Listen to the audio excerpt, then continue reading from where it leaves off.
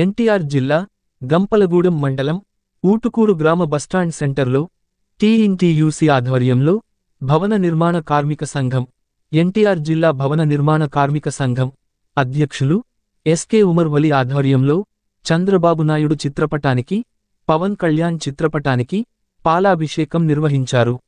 మీద బంగారం కంటే ఎక్కువగా దోచుకున్నారు. అది వాస్తవం. ఎవరో కాదన్నా అవునన్నా ఎటువంటి సందేహం లేదు.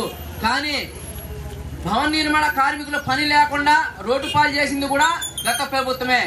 ఈ రోజు బాబు గారు వచ్చిన తర్వాత మాట నిలబెట్టుకొని ఉచిత ఇసుక లోడింగ్ అన్లోడింగ్ కేవలం వాళ్ళు టాటర్ గాని లారీ గాని పెట్టుకుంటే ఆ కిరాయి కట్టుకొని మీరు తెచ్చుకొని పని చేసుకోండి అనేది ఈ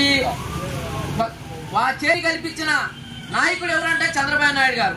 దానికి వత్తాసుగా మన భవన నిర్మాణ కార్మికులు బాగుండాలని కోరుకున్నోళ్ళు పవన్ కళ్యాణ్ గారు. వాళ్ళిద్దరు కలయిక భవన నిర్మాణ కార్మికులకి ఆశాదీపం లాగా వాళ్ళు ఒక మాట చెప్పి ఇద్దరు కూడా జోడీగా ఏదైనా చెయ్యాలంటే భవన నిర్మాణ కార్మికులకి చెయ్యాలి అనేది తపనతో వాళ్ళు ఎమ్మటనే 15 రోజుల్లో జీవో విడుదల చేసి ఇసుక రీచులు మొత్తం కలెక్టర్లకి పాత స్టాకులన్నీ స్వాధీనం చేసుకొని ముందు ఇసుక పంపండి, భవన నిర్మాణ కార్మికుల పని కల్పించండి అని ఇద్దరు గట్టిగా చెప్పడం జరిగింది.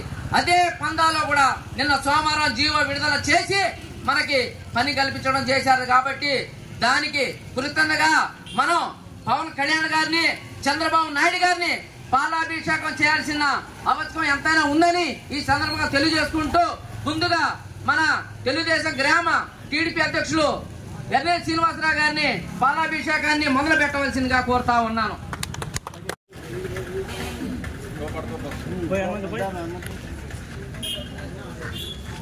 కుమారి ఇట్లా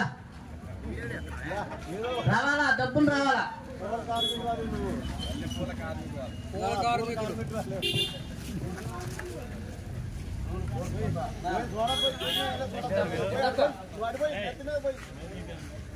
వేరు వెంకయ్య గారు, వెంకటేశ్వర గారు